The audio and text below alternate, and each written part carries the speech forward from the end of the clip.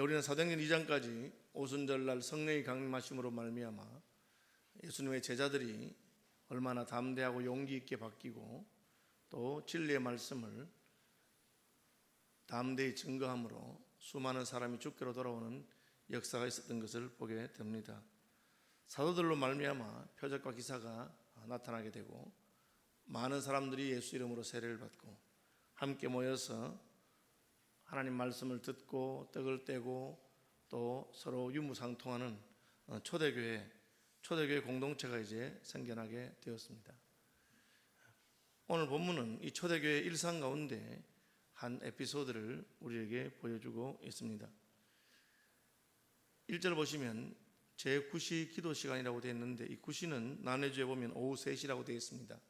우리하고 6시간 차이가 나는데 아침 6시부터 시작해서 저는 6시까지를 12시로 나누기 때문에 그렇습니다. 기도 시간이 있었습니다. 베드로와 요한은 사도죠. 예루살렘 교회의 지도자들입니다. 그들은 이미 성령의 능력과 권능을 체험한 사람들입니다. 그리고 표적과 기사가 자신들의 힘으로 많이 나타났던 사람입니다.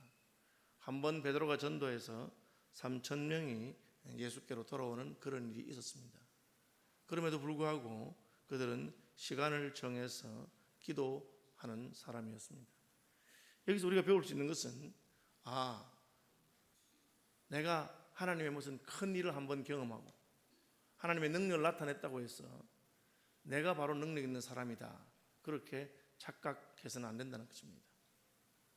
능력은 오직 하나님께로부터 나오는 것입니다. 내가 큰 능력을 경험했다고 하면 그것은 하나님이 그때 나를 사용하셨던 것입니다. 그러므로 그때 나를 사용하신 하나님이 지금도 나를 사용하시기를 기대하고 사모하는 마음이 있어야 됩니다. 혹시 은사를 받거나 혹은 큰 하나님의 역사를 경험한 사람들 가운데 교만하여 굴러 떨어지는 경우가 많은데 그것은 마치 그 은사나 그 능력이 자기 자신의 것이라고 생각하기 때문에 그렇습니다. 우리는 삼손에 의해서 그것을 잘 알게 됩니다. 삼손은 힘이 센 사람이었지만 그 힘은 자기 자신에게서부터 나온 것이 아니었습니다. 삼손의 힘은 그의 머리카락, 그가 하나님 앞에 드린 나시린으로서의 삶을 산다고 고백한 그의 삶의 헌신을 받으시는 하나님께로부터 온 것이었습니다. 그가 머리카락이 잘리는 순간에 그는 힘없는 아이와 같이 되고 눈을 뽑히고 수치를 당할 수밖에 없었던 것입니다. 어느 날 베드로가 설교를 하니까 베드로의 설교를 듣고 3,000명이 회심하고 형제들아 우리가 어찌할꼬, 그런 일이 있었습니다. 자칫하면 베드로는 생각하기를 내가 상당히 설교를 잘하는 사람인가 봐, 내 설교에는 은혜가 있는가 봐, 내 설교를 듣고 저렇게 많은 사람들이 예수께로 돌아오다니, 자기 자신에 대해서 자만할 수가 있습니다. 어떻게 됩니까? 선줄로 생각하는 자는 넘어질까 조심하라. 교만은 패망의 선봉이라고 했습니다.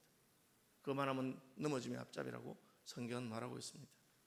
그래서 베드로와 요한이 성령 충만한 증거는 무엇이냐? 그들이 자신의 힘으로 이 일이 일어난 것이 아님을 분명히 알고 있었다는 것입니다. 어제까지 하나님이 나를 사용하셨다고 해서 오늘 하나님이 나를 사용하시라고 하는 법은 없습니다. 우리가 조국 교회에서 크고 위대한 일들을 많이 한 주의 종들이 순식간에 넘어져서 하나님의 이름을 부끄럽게 하고 자기가 이날까지 쌓아놓았던 모든 것들을 무너뜨리는 그런 일들을 종종 보게 됩니다. 왜 그렇습니까? 자기가 할 수 있다고 생각했기 때문에 그렇습니다. 저도 그렇고 여러분도 그렇고 항상 나의 나 된 것은 주의 은혜라, 주님께서 하시는 것을 기억하시기를 바랍니다. 전에 우리 교회 오셔서 말씀을 전거했던 부산의 아름다운 교회 김상근 목사님께서 똑같은 말씀하시면서 구호를 알려주셨어요. 저는 그 구호가 참 좋은 것 같아요. 누가 자기가 잘난 것처럼 생각하면 그는 즉각적으로 교회 교인들이 그 사람에게 주께 감사, 주께 감사. 그러면 그 말 듣는 순간에 답장으로 주께 영광. 또 반대로 주께 영광. 그러면 주께 감사. 구호를 만들어서 그렇게 하더라고요. 저는 이런 건 별로 좋아하진 않는데 지나갈수록 참 우리는 잊어버리기를 좋아하는 존재이기 때문에, 잊어버리기 쉬운 존재이기 때문에 그것을 늘 목에 메고 마음판에 새기고 손목에 묶고 기호를 삼으라고 하신 말씀처럼 그렇게 하면 참 좋겠다, 그런 생각이 들더라고요. 한번 해봅시다. 제가 주께 감사 그러면 주께 영광, 제가 주께 영광 하면 주께 감사, 그렇게 해봅시다. 주께 영광, 주께 감사. 예, 그래서 누가 무슨 내가 이번에 뭘 했더니만 사람들이 얼마나 좋아하고 자랑하면 딱 자랑 같으면 딱 주께 감사. 그러면 딱 듣자마자 주께 영광, 그렇게 하라고 그렇게 하시더라고요. 왜 기도하러 갑니까? 힘이 하나님께로부터 오기 때문에. 그렇죠. 왜 금요일 날 저녁에 한 주간 동안 피곤하신데 이 불금에 교회 오십니까? 기도하기 위해서. 왜? 내게로부터 오는 것이 아닌 것을 알기 때문에. 하나님 이 한 주간도 주의 은혜로 그나마 내가 이만큼 살았습니다. 그렇지만 넘어진 것도 있고 실수한 것도 있습니다. 하나님 다시 한번 주께 나아가오니 나를 불쌍히 여겨 주시옵소서. 주님 나를 도와주시옵소서. 그래서 기도가 어떻게 됩니까? 기도 시간이 되는 것이죠. 제9시 기도 시간에 기도하는 시간을 가지는 것입니다. 그 시간마다 우리는 자기를 돌아보게 되는 것입니다. 쉬지 말고 기도하라. 바울은 데살로니가서에서 쉬지 말고 기도하라 그렇게 했어요. 어떻게 우리가 쉬지 말고 기도하는 사람이 될 수 있습니까? 두 가지입니다. 하나는 기도하라는 것은 우리의 삶의 태도를 말하는 것인데, 내 힘으로 살지 아니하고 하나님의 은혜와 힘으로 살겠다는 그런 마음의 자세를 가지고 모든 것을 하는 것입니다. 그것이 기도하는 자의 자세입니다. 또 하나는 오늘 본문에 있는 것처럼 규칙적인 기도의 시간을 가지는 것을 말합니다. 여러분 개인적으로 규칙적인 기도의 시간을 가지시길 바랍니다. 굉장히 유익합니다. 모양은 관계없어요. 기도의 모양도 다르고, 최근에 어떤 분이 굉장히 열심히 일하시는 분인데, 우리 이제 기도를 하려고 저녁에 하면은 이제 무릎을 꿇고 기도하다 보면 눈 뜨면 아침이래요. 기도하다가 이제 언제 잤는지 모르고 기도하다 자는데, 근데 이게 이제 자세가 불편하잖아요. 아침에 난 몸이 막 쥐가 나고 이렇게 한대요. 그래서 제가 그러면 반드시 누워서 배꼽에 손을 얹으시고 그렇게 기도하시라고 제가 그렇게 했어요.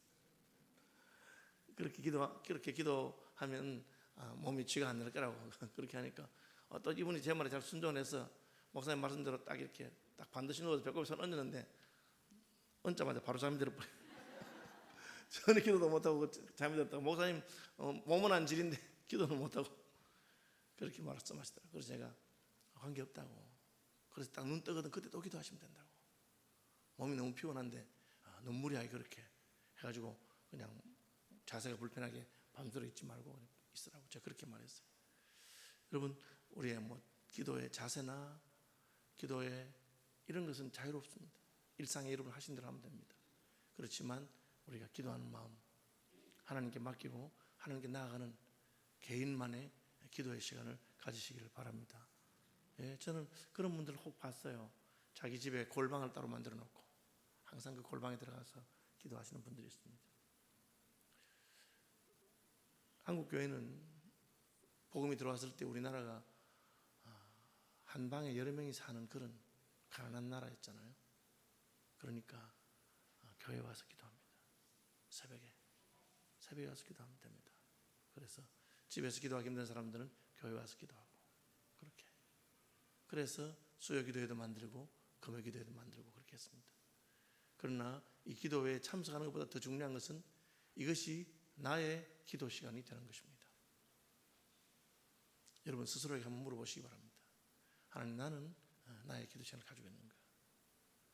아주 쉬운 방법이 있습니다. 아침에 자고 일어나면 짧게 기도하는 것입니다. 목사님 길게 기도해줘요? 짧게 기도합니까? 예, 짧게 기도하십시오. 그리고 목사님은 짧게 기도하라 했지만 난 너무 길게 하고 싶다. 그런 분들은 제가 허락해 드리겠습니다. 제 말은 하라는 것이죠. 하라는 것. 짧게 하는 것이 안 하는 것보다 더 좋습니다. 길게 하면 좋습니다. 그러나 길게 하지 않아도 하루를 시작하면서 하나님, 오늘도 새로운 날을 주셔서 감사합니다. 말씀하는 게 참 귀한 것입니다. 저녁에 자기 전에 짧게 기도하면 됩니다. 그냥 몇 마디로만. 피곤하면 딱 기도 시작했는데 그냥 누우니까 바로 잠이 들어도 괜찮습니다. 그리고 식사 기도를 빠뜨리지 마시기 바랍니다. 제가 늘 하는 말로 식사 기도만 잘해도 우리 믿음의 사람이 될 수 있습니다. 하나님께서 일용할 양식을 주신 것을 감사하고 내게 날마다 일용할 양식을 줄 수 있는 직장과 일터를 주신 것을 감사하고 또 하나님 주신 일터에서 내가 믿음의 사람으로 살 수 있도록 때를 따라 하나님은 나를 공개하시는데 나도 다른 사람을 생각할 수 있도록 여러분 밥 한 그릇만 놓고도 우리가 얼마나 감사하고 기도할 것이 많은지 모릅니다. 그러면 5번 기도할 수 있습니다. 그리고 그 5번 기도를 간절하게 하기 시작하면 더 깊이 기도하고 싶은 생각이 듭니다. 그럼 밥 앞에 놓고 1시간씩 하지 마시고 기도 시간 따로 정하십시오. 네, 물론 저는 식사를 앞에 두고 1시간 기도하는 것이 틀렸다고 생각하지 않습니다. 저희 믿음의 선배들은 그렇게 해서 참 자녀들을 늘 괴롭혔습니다. 밥 기도한다고 엄마 기도하면 그냥 울다가 1시간씩 기도하고 이러니까 애들은 눈 떴다가 감았다가 엄마는 언제 기도가 끝나나 그렇게 생각하고 있었는데 그것도 하나님 은혜 주신 것이니까 감사할 일이지만 그러나 개인적으로 기도하는 것입니다. 베드로와 요한은 사도지만 사도임에도 불구하고 기도 시간을 정하고 성전에 올라갔습니다. 그들은 이미 큰 능력의 사역자로 인정된 사람들입니다. 예루살렘 교회가 순식간에 3,000명이 되고 5,000명이 되고 남녀의 큰 무리가 되고 제사장의 많은 무리도 복종하는 그런 역사가 있었습니다. 그렇지만 베드로와 요한은 여전히 기도하는 사람이 되었습니다. 세계적인 전도자 가운데 빌 브라이트 박사라고 있습니다. CCC, 국제 CCC를 창립한 분입니다. 저는 김중곤 목사님에게서 빌 브라이트 박사가 왜 하나님의 사람인가 하는 것에 대해서 들은 적이 있습니다. 그분에 대해서 이렇게 말씀하시더라고요. 빌 브라이트 박사는 언제나 어디서나 전도하는 사람이에요. 무슨 국제회의가 있어서 호텔에서 머물게 돼도 이웃방에 호텔에 있는 사람한테 어떻게든지 핑계를 대서 복음을 전하고 택시를 타면 택시기사에게 복음을 전하고 그렇게 하시는 분이에요. 그러니까 그 삶이 항상 복음을 전하는 그런 사람이 되어 있는 것입니다. 베드로와 요한은 하나님께서 그들을 귀하게 쓰시고 크게 쓰심에도 불구하고 늘 시간을 정해놓고 기도하는 사람입니다. 왜요? 하나님의 은혜가 없으면 나는 순간적으로 아무것도 아닌 것을 알 수 있습니다. 내 힘이나 내 능력이 아닙니다. 그러므로 기도함으로 말미암아 늘 하나님의 은혜가 함께 있도록. 왜 기도해야만 됩니까? 기도하지 않으면 하나님이 우리를 돌보지 않습니까? 기도하지 않으면 하나님께서 우리에게 필요한 걸 주지 않습니까? 주십니다. 예수님께서는 분명히 너희가 구하지 아니해도 너희에게 필요한 것을 다 아신다고 그렇게 말씀하셨습니다. 그럼 왜 기도하는 것입니까? 하나님이 우리 편 되게 해달라고 기도하는 것이 아닙니다. 내가 하나님 편에 서기 위해서 기도하는 것입니다. 여러분 기도해야 내가 하나님 편이 될 수 있는 것을 기억하시길 바랍니다. 기도하지 않으면 난 누구 편이 됩니까? 내 편이 됩니다. 기도하지 않으면 나는 내 편이 되기 때문에 내가 하고 싶은 대로 합니다. 기도하면 어떻게 됩니까? 기도하면 나는 하나님 편이 될 수 있습니다. 내가 하나님 편이 되면 하나님은 항상 승리하시는 분이기 때문에 주와 함께 승리하고 주와 함께 강하고 주와 함께 영광을 받는 것을 기억하시기를 바랍니다. 저는 찬송가 이 세상 험하고 나비록 약하나 너무 좋아하는데 한번 불러봅시다. 이 찬송가가 기도에 대해서 참 잘 설명했어요. 이 세상 험하고 나비록 약하나 늘 기도 힘쓰면 큰 권능 받겠네. 263장이거든요.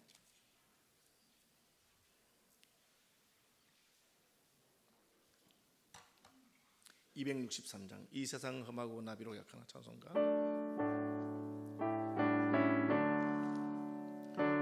세상 험하고 나비록 약하나 기도 힘쓰면 큰 권능 얻겠네. 주의 은혜로 대속받아서 비와 같이 붉은 죄는 같이 이겠네. 주님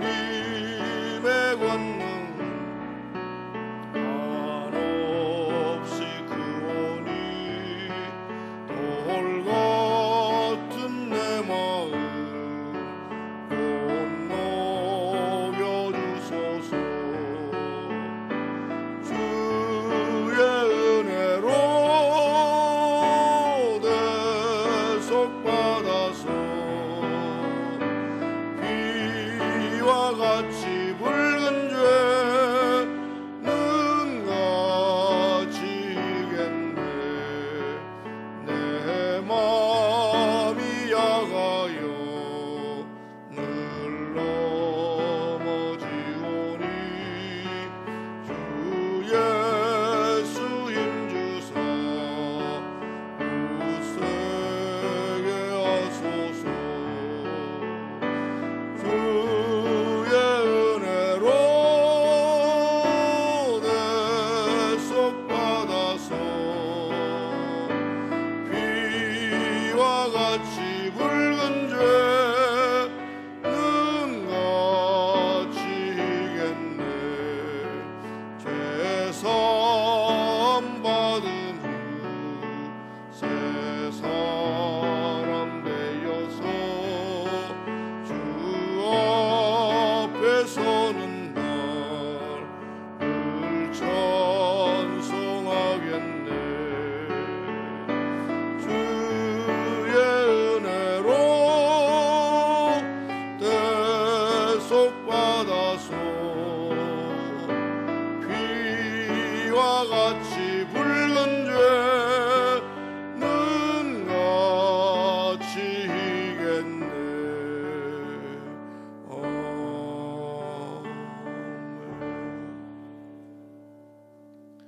이 보면 이 세상 험하고 나비로 약하나 늘 기도 힘쓰면 큰 권능 얻겠네, 그렇게 되어 있어요. 이 큰 권능은 내 힘이 아닙니다. 그것은 하나님의 힘이죠. 우리가 하나님 힘 받으면 어떻게 되느냐? 내가 힘이 세져야 되는 게 아니고 내가 힘이 다 빠져야 됩니다. 내 힘이 싹 다 빠져버려요. 그럼 하나님께 마음대로 쓸 수 있습니다. 그것이 큰 권능입니다. 그래서 믿음의 사람들은 굉장히 부드럽습니다. 자기 힘으로 하는 게 아니기 때문에. 그렇죠. 저는 운동이라고는 딱 두 가지 할 줄 압니다. 탁구하고 수영입니다. 수영은 이제 한 몇 년 안 해서 할 수 있을는지 모르겠어요. 그런데 수영할 때도 배울 때도 탁구 배울 때도 코치들이 늘 하는 말이 똑같습니다. 탁구 할 때는 목사님 어깨에 힘을 빼세요. 수영할 때는 몸에 힘을 빼세요. 그렇죠. 저는 최근에 그 찬송 레슨을 받으면서 성악도 똑같아요. 목사님 목에 힘을 빼세요. 그렇죠? 그 힘이 빠지면 자연스럽게 됩니다. 다른 곳에서 나오는 거. 소리가 목에서 나는 것이 아니고 배에서 나는 것이죠. 목에 힘이 빠지면 배에서부터 그냥 머리로까지 소리가 싹 올라갑니다. 원리는 똑같아요. 왜 기도합니까? 하나님 우리 안 도와줄까 싶어서 도와달라고 하나님 도와달라고 하는 건 아닙니다. 하나님은 이미 도와주려고 준비가 다 되어 있습니다. 우리가 하나님께 우리를 탁 맡기는 것입니다. 완전히 맡기는 것입니다. 살든 죽든 난 주의 것이라. 죽으면 죽으리라. 그리고 주님 시킨 대로 갑니다. 그러면 내 힘이 아닌 다른 힘이 나를 붙들고 가기 시작합니다. 그때부터 능력의 힘이 큰 것이 주께 있는데 그것이 나타나기 시작합니다. 베드로와 요한은 그것을 알고 있었습니다. 3년 동안 열심히 자기들 힘으로 따라다녔습니다. 베드로는 선생님을 배신하지 않는, 자기는 선생님의 참된 제자가 되고 싶었습니다. 그런데 여자 계집종에게 당합니다. 너 갈릴리 사람 아니냐? 너 사투리를 보니까 그 사람 맞네. 너 지난번에 칼 들어가지고 말고 귀를 친 그놈 아니냐? 나중에는 막 벌벌 떨면서 아니라고 예수님을 저주하고 부인하게 됩니다. 베드로가 그렇게 하고 싶었을까요? 아닙니다. 그렇게 하고 싶은 게 아니에요. 자기도 모르게 나옵니다. 그것이 인생의 죄된 본성이죠. 그러나 성령의 충만함 받았을 때 베드로는 전혀 다른 사람이 됩니다. 자기 힘이 다 빠졌으니까. 교회사의 전성에 따르면 베드로는 십자가에 못 박혀 죽었는데 거꾸로 못 박혀 죽었다. 왜? 우리 주님께서 박힌 십자가에 내가 그렇게 못 박혀 죽을 수 없다. 그냥 내가 어떻게 감히 우리 선생님처럼 그렇게 하겠느냐. 그렇게 했다고 합니다. 그것은 무슨 베드로의 비장함도 아니고 아닙니다. 저도 약간 비장한 맛이 있었다 그래요. 젊을 때는. 제 별명이 0.2mm입니다. 뾰족하다는 거지. 틀린 사람 보면 그냥 예수를 걷다고 믿느냐고. 그냥 예수 믿었다면 죽든지 살든지 그렇게 믿어야지. 그렇게 까불었습니다. 세월이 지나갈수록 진짜 내가 이만큼이라도 예수 믿은 것은 하나님의 큰 은혜라. 하나님이 나를 붙들어 주지 않았으면 나는 망하는 자인 줄 알았습니다. 왜 그 다윗 왕이 그의 영광과 권세의 정점에서 타락합니까?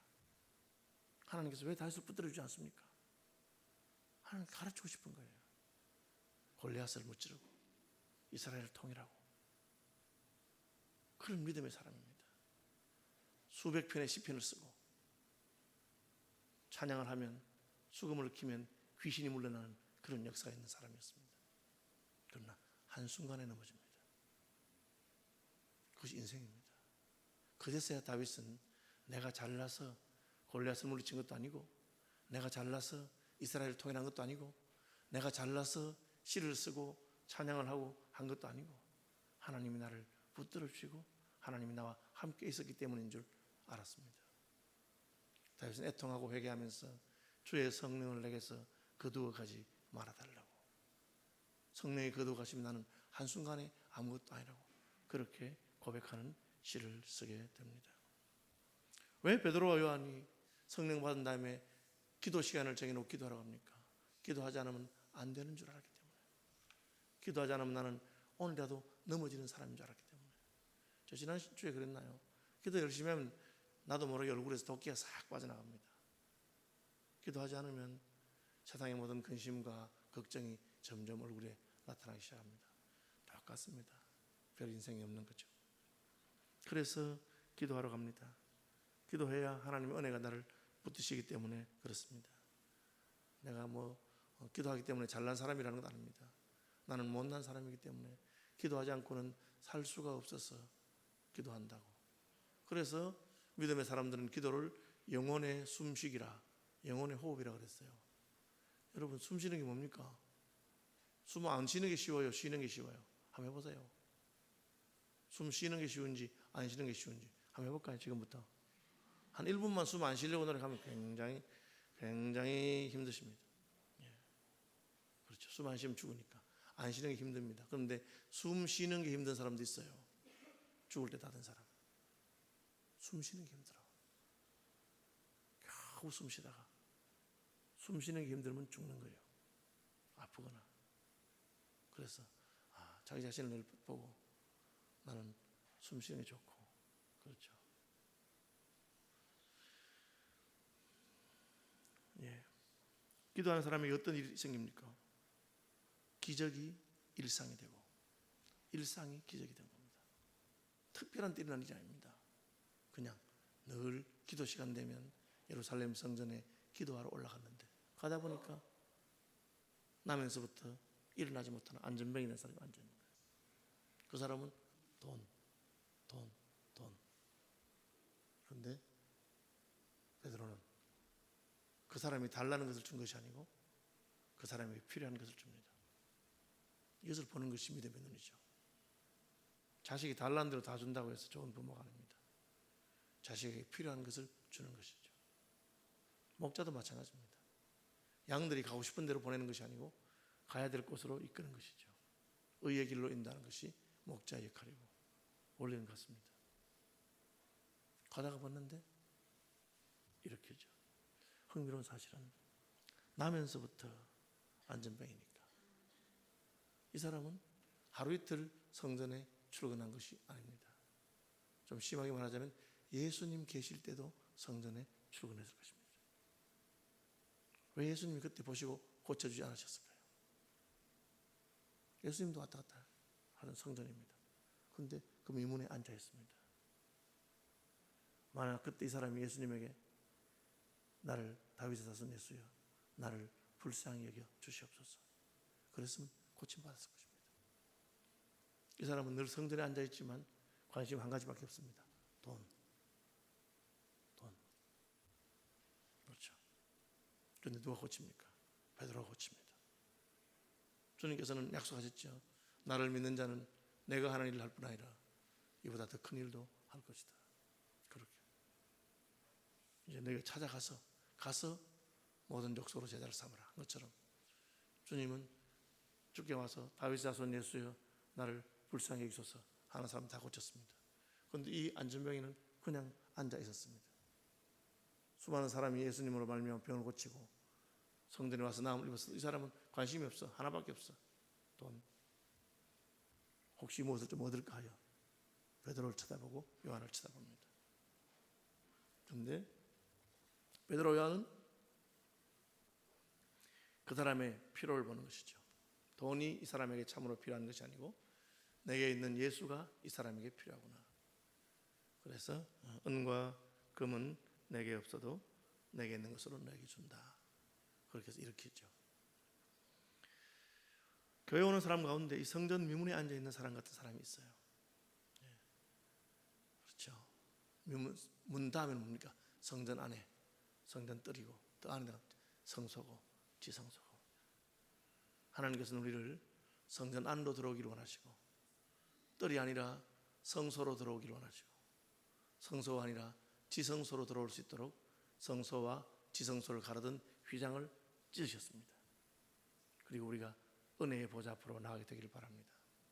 그런데 교회는 나오는데 그야말로 어떤 사람들은 돈, 하나님 돈 주세요. 돈 주세요. 하나님 내 병을 고쳐주세요. 하나님 주세요. 그렇게 앉아 있습니다. 성전 명문에 앉아 있는 사람들이 많이 있습니다. 저나 여러분은 그런 사람들이 되지 않으시기를 바랍니다. 성전 안으로 들어가서 지성소로 들어가서 예수 그리스도를 누리는 분들이 되시기를 바랍니다. 그게 기도하는 베드로와 요한이 가지고 있는 것이었습니다. 베드로는 뭐라 합니까? 내게 있는 것, 내게 있는 것, 예수. 내게 있는 것이 예수라고 그랬어요. 여러분, 기도하면 하나님 여러분의 기도를 들으시고 여러분이 그를 부르면 말씀해 주시고 교통합니다. 그것이 바로 영생입니다. 주님의 생명에 연결되는 분들이 되시기를 바랍니다. 내 집은 만민의 기도하는 집이라 예수님 그렇게 말씀하셨어요. 우리는 설교 듣는 걸 참 좋아하죠. 심지어 예수님은 내 집은 하나님 말씀 설교를 듣는 집이라 그런 말도 안 했어요. 예수님 설교하셨어요. 성경 말씀을 풀어주셨지만 그런 예수님은 우리가 기도하는 사람이 되기를 바라고 계십니다. 그래서 기도할 때 어떻게 됩니까? 기도할 때 우리 속에 예수께서 계신 것을 알게 됩니다.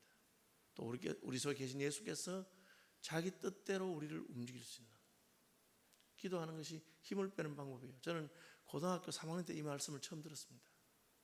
그때 저를 가르친 선생님이 기도를 해야 힘이 빠진다. 저는 그 말이 이해가 안 되더라고요. 기도를 하는데 왜 힘을 빼나? 그렇죠? 이제 이 나이가 되니까 그 말씀이 이 말씀이구나. 여러분 기도하지 않으면 자기 하고 싶은 대로 합니다. 성질대로 말하고 화내고 교회 오래 다닌 분 가운데도요. 다른 사람들이 그분 보면 불편해하고 슬슬 피하고 그런 사람이 있어요. 그걸 가지고 자기는 자기가 잘나서 그런 줄 알아. 왜 피하겠습니까? 자기 옛사람, 자기 성질 그게 안 칼진 게 나오기 때문에 피하는 거예요. 주님의 온유함이나 주님의 사랑하심이 나오지 않습니다. 여러분 다른 사람 여러분 피하면 문제가 있는 거예요. 내가 무슨 거룩해서 피한다고 생각하면 안 됩니다. 예수님은 죄인들과 세리의 친구시고 누구든지 가까이 갑니다. 왜? 가까이 가면 거룩함을 얻고 정쾌함을 얻기 때문에 그렇습니다. 기도하는 사람은 그렇게 될 수 있습니다. 내가 사라지기 때문에 내가 없고 주님이 나타납니다. 그러면 좋습니다. 여러분 예수님 싫어하는 사람 아무도 없어요. 세상 사람들 다 물어보십시오. 예수는 좋은데 교인들이 싫다 그래요. 웃기는 이야기 아닙니까? 교인들하고 예수님은 다르다 그 말이거든요. 왜 다릅니까? 예수님 말씀 늘 듣고 예수님 만나러 교회 오는데 내가 살아있기 때문에 그렇죠. 내가 죽는 법 그것이 바로 기도하는 것이고 기도할 때 내가 죽고 그리스도가 살고 성령께서 역사하십니다. 그냥 성전에 가서 시간 정해놓고 기도하는 것입니다. 여러분 그렇게 해보십시오. 잘 안 되면 시간을 정해놓고 교회 와서 기도하시고 물론 신약시대에 교회가 구약의 성전과 똑같은 건 아니에요. 교회당이 교회가 성전이에요. 교회. 쉽게 말하면 하나님 백성들이 함께 모여서 기도하는 거예요. 하나님 백성들이 모여서 기도하는 거예요. 그러나 이미 예수님 오신 다음인데도 성전에 그냥 갔어요. 성전 제사 제도는 끝났기 때문에 베드로와 요한은 제사로 간 것은 아닙니다. 예수님이 몸으로 드리신 제사로 끝났기 때문에. 그렇지만 늘 하던 대로 기도하러 간 것입니다. 그래서 우리가 한국적인 스타일로 늘 하는 것 꼭 나쁘다고 할 수도 없어요. 한국에 새벽 기도하는 것 귀한 전통이고, 그럼 새벽에 가서 기도하면 됩니다. 그렇죠? 목사님 저는 막 올빼미 팔아서 새벽에는 죽어도 못하겠다고. 그럼 밤에 오시면 돼요. 밤에. 그죠? 그런 분들은 저녁 기도. 밤에 가지고 저는 막 기도를 하니까 너무 바쁘고 피곤하고 시간이 전혀 없다. 그러면 주말이라도 오셔서 하시고, 그것도 안 되거든 그냥 교회 와서 주무시다 가세요. 목사님 기도하러 왔으면 잠만 자고 가도 되겠습니까? 사람이 잠만 잡니까? 자다 보면 깰 때도 있고. 그죠? 그럼 깨면 기도하면 되는 거예요. 그죠? 그게 저는 그것도 좋다고 생각합니다. 제가 전에 한 말씀 드렸잖아요. 저는 그 불국교에서 새벽 기도 인도할 때 여기 뒤에 강로장 뒤에 이렇게 방석을 하나 놓고 거기 앉아서 기도했거든요. 근데 이제 피곤하면 이제 기도 나누고 자잖아요. 뒤에 앉아가지고 안 보이니까. 그냥 자면 괜찮은데 코를 골아. 그러면 우리 집사람이 목사님 막 그냥 조용히 자면 누가 자는지 기도하는지 모르는 괜찮은데 거기서 코를 고니까 교인들이 얼마나 시험이 들겠냐고 막. 근데 이제 깨우지도 못하고 있다가 교인들 다 가고 나면 와서 이제 쫓아와서 이제 깨운단 말이에요. 그러대로 너무 그렇게 나쁘게 생각하지 마세요. 깨면 또 기도하니까. 그 잠만 자겠습니까? 자다가 깨면 또 기도하는 거죠. 아이고 내가 잤구나. 그렇게 해서 기도에 사람이 돼가는 거지. 하루아침에 막 처음 예수 믿는 데부터 탁 눈 감으니까 막 기도가 막 청산유추가 나오고 막 하늘 문이 열리고 막 그렇게. 그런 분도 혹 있어요. 혹 있어요. 그래서 좀 수상하게 생각합니다. 그래도 혹 있는데 인생이 별것 없는 거예요. 제가 그렇더라고요. 평생 예수 믿어보고 살아보니까 점점 이제 나이가 들고 하니까 마음이 부드러워지면서 진짜 주님이 좋아. 그래서 내 구주 예수를 더욱 사랑. 내가 이제 조금 기도하는 사람이 돼야 되겠다. 그런 마음이 들고 이제 말씀이 좋아서 성경 말씀 또 보고 그렇게 하고. 그때 왜 백수하셨던 최 목사님, 최만술 목사님이라고 장로하시던 늦게 신앙하신 분 계셨어요. 그분은 70에 은퇴하시고 백수하셨잖아요. 근데 얼마나 성경 말씀 많이 보는지. 은퇴한 다음에 설교할 일도 없고 하는데 왜 성경 보겠어요? 그때부터는 진짜 성경 말씀이 좋아서. 그리고는 거의 천사처럼 되시더라고요. 나중에는 나이가 드시는데도. 여러분 노추라고 하는 말이 있어요. 늙을수록 사람이 추해지고 못나지는 거예요. 왜 그렇습니까? 늙을수록 저 속에 숨어있던 게 나타나요. 자기 욕심, 고집, 그런 게 나타나가지고. 그러나 말씀 보고 기도하고 자기를 죽이는 사람은 늙을수록 예쁩니다. 아이같이 됩니다. 그리고 신령하고 정신은 말짱해요. 그렇죠? 반대로 그냥 욕심만 남아있는데 정신은 흐리멍텅해져가지고 그렇게 되는 것입니다.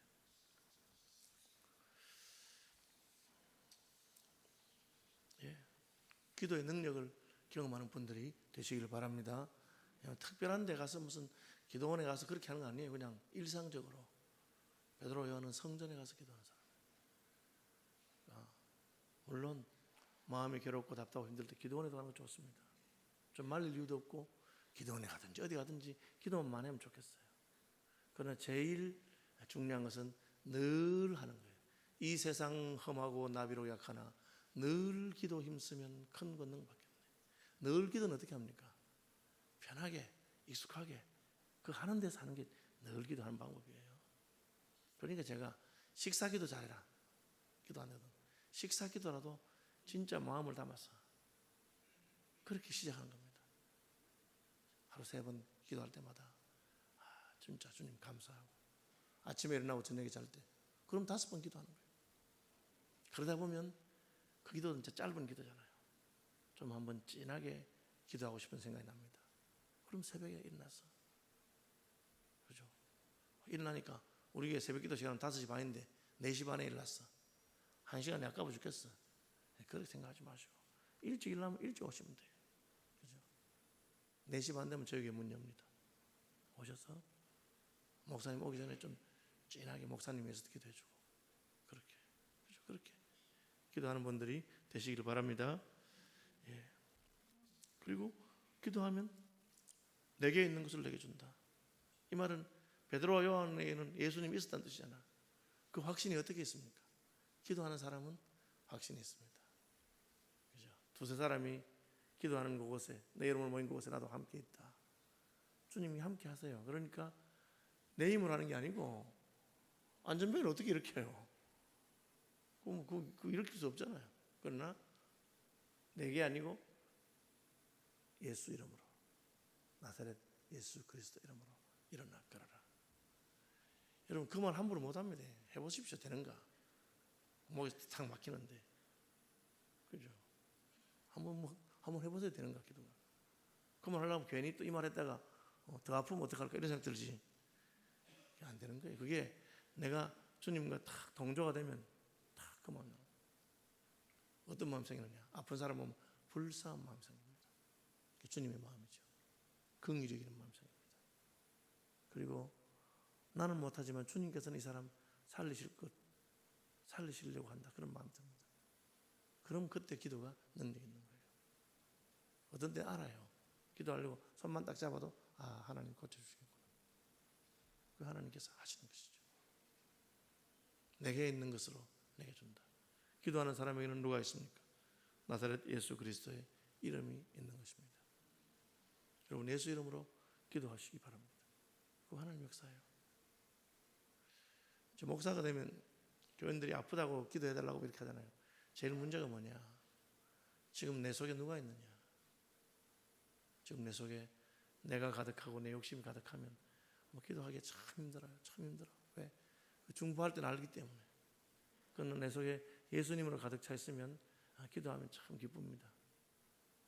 사나 죽으나 이 영혼 죽게 올려드리니 주님께서 책임져 달라고. 그럼 하나님께서 역사하시는 것입니다.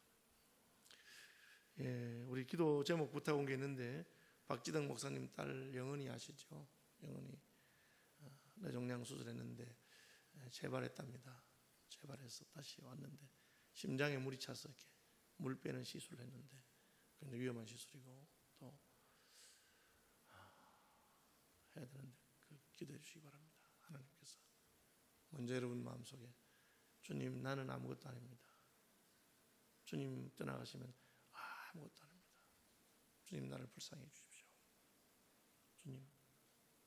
주님의 힘으로 나를 사로잡으시기 바랍니다. 주의 종이 오니 주의 계집종이 오니 주의 옷자락으로 나를 덮으시길 바랍니다. 그리고 담대하게 저와 여러분이 주신 그 예수의 이름으로. 그렇죠? 저는 서울시민교회 목사 담임하고 난 다음에 굉장히 담대한 사람이 됐어요. 왜? 서울시민교회가 나를 뒤에서 콱콱 밀어주기 때문에. 어디 가서 목사님들끼리 만나서 할 때 아이고 이거 시민교회에서 책임 권 목사 책임지라면 저는 그 때문에 못하겠다 말 안 합니다. 예, 해봅시다. 그렇게 말하죠. 우리 교회가 내 뒤에 딱 있어서 시민교회 담임 목사 아닙니까? 시민교회라는 그 이름을 준 거예요. 예수님 내 뒤에 딱 계시면서 해봐라. 내가 밀어줄게. 그렇죠? 그렇게 기도하고 예수 이름으로 기도합니다. 예수 이름으로 병마에 물러갈지어다. 예수 이름으로 그렇게 기도합시다.